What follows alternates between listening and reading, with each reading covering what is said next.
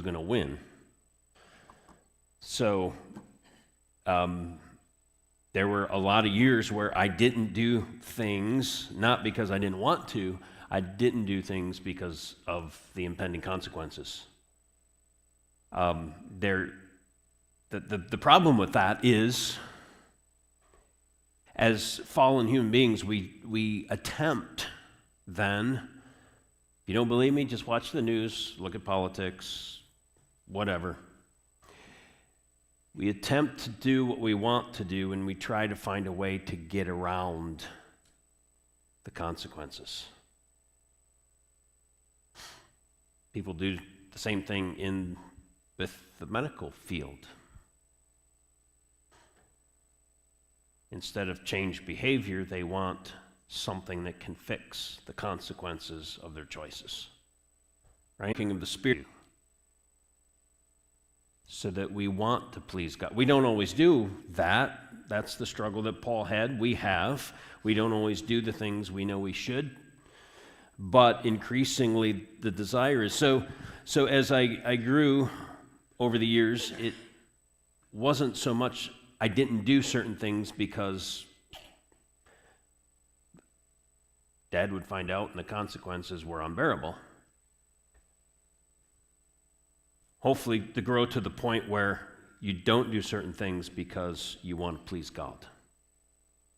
You want to do the right things, and the attitude changes.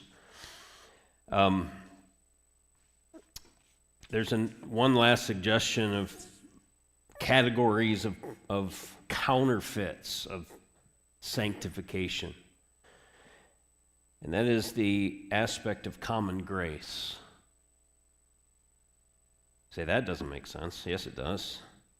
Common grace is a benefit to many. And in our world, it enables them at times to make better choices to alleviate negative consequences and what appears to be an improvement in their overall life.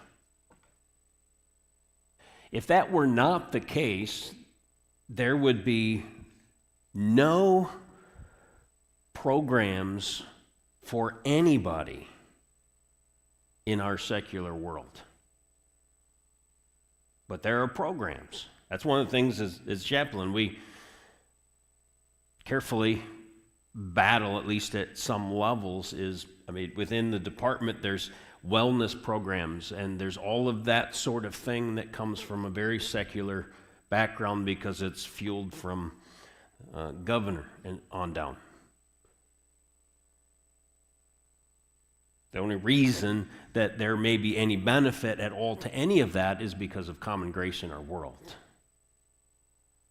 And again, some of that is connected to consequence. Some people finally say, I'm tired of this. I'm tired of the results of those choices. And that's not sanctification. That's not sanctification. And we have to be careful about that. We can improve our life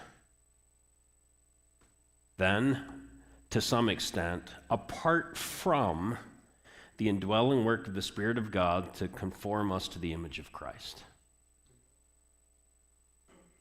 And that's a danger if within, it does show itself in choices that we make and the things that we do. So it does have an external appearance at some point, and should.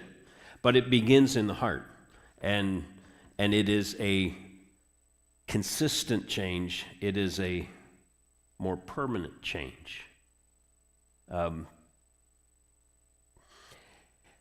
Might scare you if I say this, but it's not that far away that people will be making their New Year's resolutions.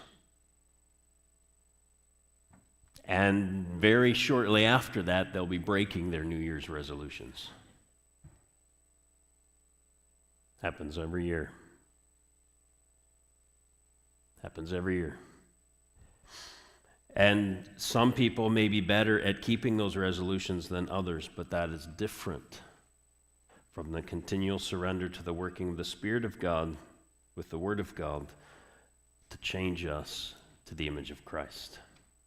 And that's the process of sanctification, because sanctification, by the way, will always end in glorification. The other doesn't.